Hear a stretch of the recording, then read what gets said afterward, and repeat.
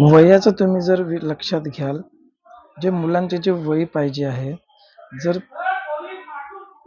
Play nursery जे आहे, नर्सरीवाल्यांना 1 जुलै 2021 ते 31 डिसेंबर 2022 याच्यामध्ये ते वयोमर्यादा पाहिजे. म्हणजे त्यांचा जे जन्म आहे ते 21 ते 2022, लक्षात घ्या, 1 जुलै 2021 ते 31 डिसेंबर 2022 याच्या मधामध्ये ते जन्मलेले पाहिजे.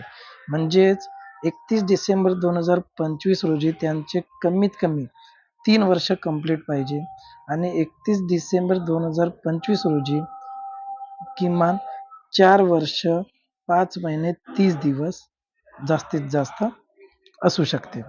4 वर्ष 5 महिने 30 दिवस म्हणजे सरळ सरळ तुम्ही समजून घ्या, 1 जुलै 2021 ते 31 डिसेंबर 2022 याच्या मधामध्ये त्याचा जन्म पाहिजे. त्याच्यानंतर तुम्ही जर केजीला टाकाल, ज्युनियर केजीला, 1 जुलै 2020 ते 31 डिसेंबर 2021 याच्यामध्ये त्याचा जन्म पाहिजे.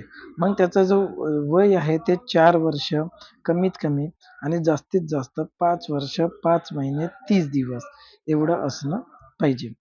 सिनियर केजीला जर तुम्ही ॲडमिशन घेत असाल, 1 जुलै 2019 ते 31 डिसेंबर 2020 या कालावधीत त्याचा जन्म पाहिजे. त्याचं जे वय आहे ते 5 वर्ष कमीत कमी आणि जास्तीत जास्त 6 वर्ष 5 महिने 30 दिवस असं पाहिजे. आणि इयत्ता पहिलीला जर तुम्ही ॲडमिशन कराल तर त्याचं जे जन्म आहे ते 1 जुलै 2018 ते 31 डिसेंबर 2019 याच्या मधामध्ये त्याचा जन्म पाहिजे. म्हणजे कमीत कमी 6 वर्ष आणि जास्तीत जास्त 7 वर्ष 5 महिने 30 दिवस असं याचं वयोगट आहे.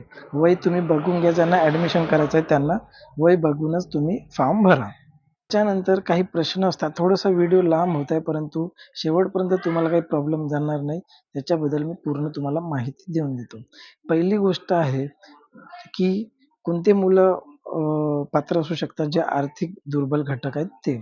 त्याच्यानंतर तुम्ही इथं बघू शकता, मी तुम्हाला मगाशी सांगितलंच आहे की वंचित गटामध्ये कोण कोण मोडतात आणि दुर्बल गटामध्ये कोण मोडतात. ठीक आहे. आता कोणत्या शाळा पात्र आहेत तुम्ही बघून घ्या. कोणत्या शाळा पात्र असतात, जे CBSE वाले असतात ते, किंवा IB सह ते असतात, विना अनुदानित, विना कायमस्वरूपी, विना अनुदानित असे जे शाळा आहेत ते शाळा पात्र असतात. त्याच्यानंतर हे तुम्ही लवकरात लवकर